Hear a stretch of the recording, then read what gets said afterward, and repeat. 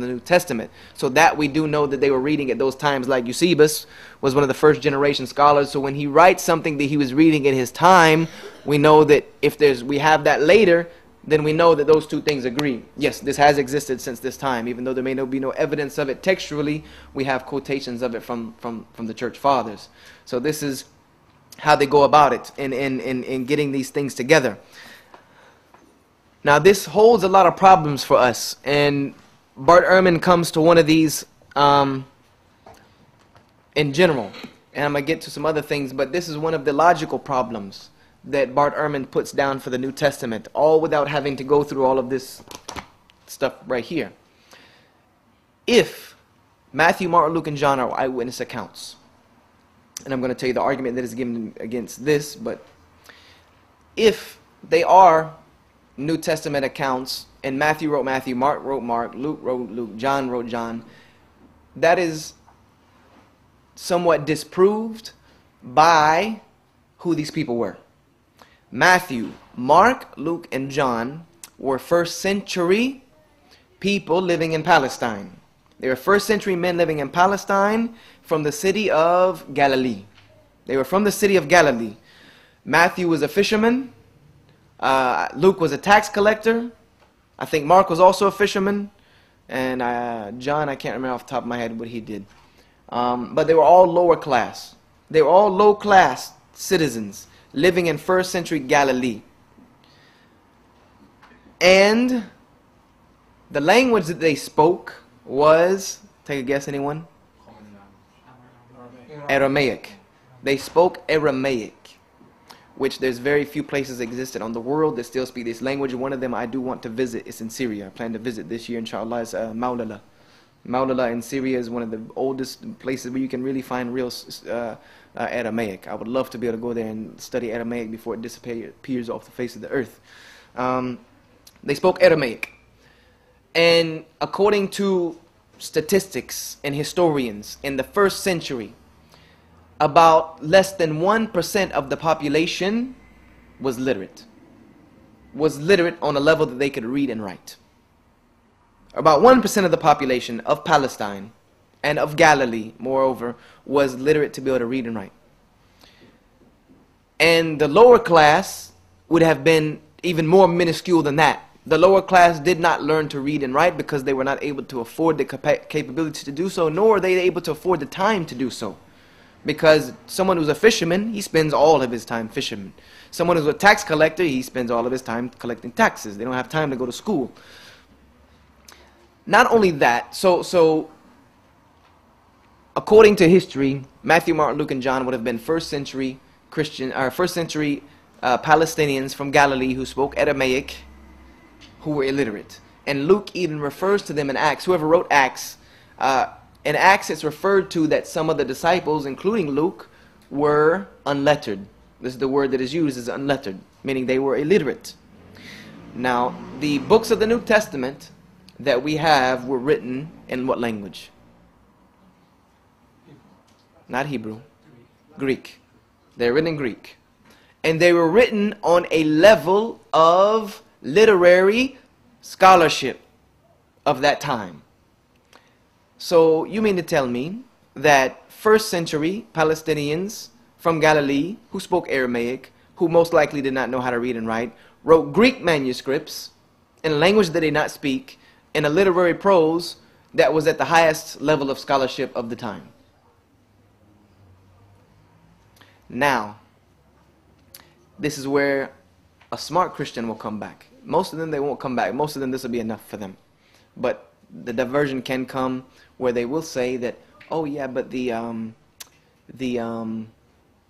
disciples received the Holy Spirit at Pentecost that taught them the languages of the world that they did not know.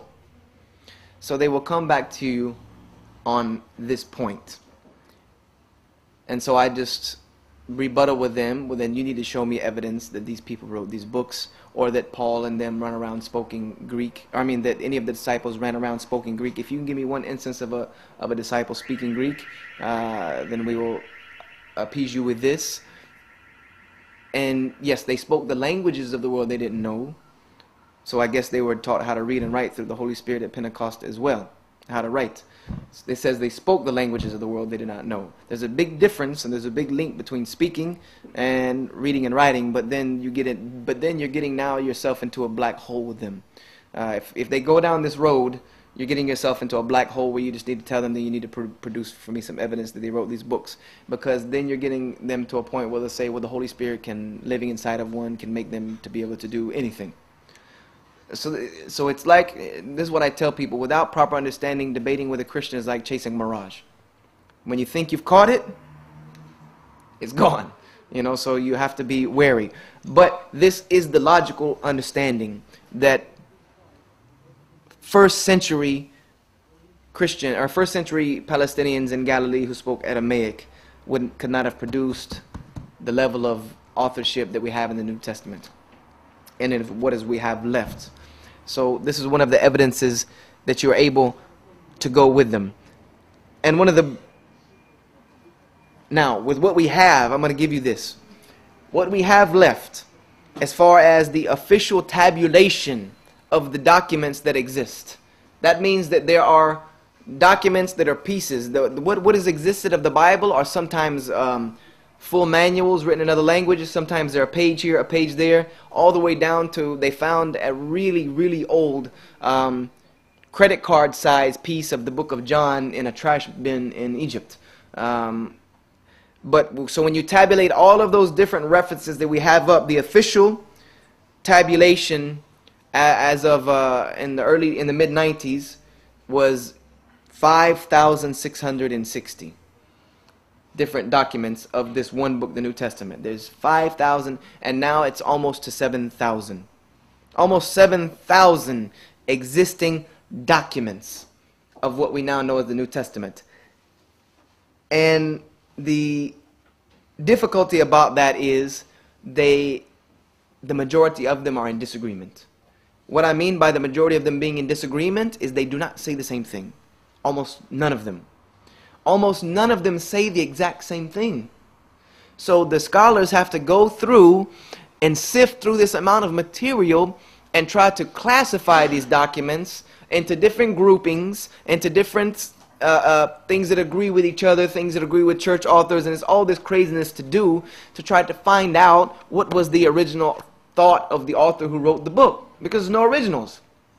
Now, how did this happen? This happened because of the process of how we received the New Testament. Because of the simple fact that the originals were most likely not witness accounts. They already start off bad. Number two, they were copied by hand for a long time. And if I were to give all of you this book and ask all of you to copy it by hand and then give it to 5 people who copy it by hand, when I get all of those back, do you think they're going to be the same? No, they're not going to be the same. There's going to be so many errors we're not going to be able to count, and it might not even look like this anymore. And that's just on a small scale. That's just like what they call a controlled experiment. With the New Testament, we have an uncontrolled catastrophe going on, because it's all throughout the world, many people copying it, giving the people copy it, giving the people copy it. And so there were mistakes made by mistake. There were mistakes made by mistake. That people just made mistakes in their copying. And then there were other mistakes, as Paul points out as Bart points out in these 2 books, Jesus Interrupted and Misquoting Jesus. There were mistakes made for theological reasons, as is what Kenneth Craig was saying. That there were changes made because a scribe would get a book of the New Testament and read it, and he needs to copy it. One thing that might happen is he would see that there was some grammatical problems with what is written, so he would just change it.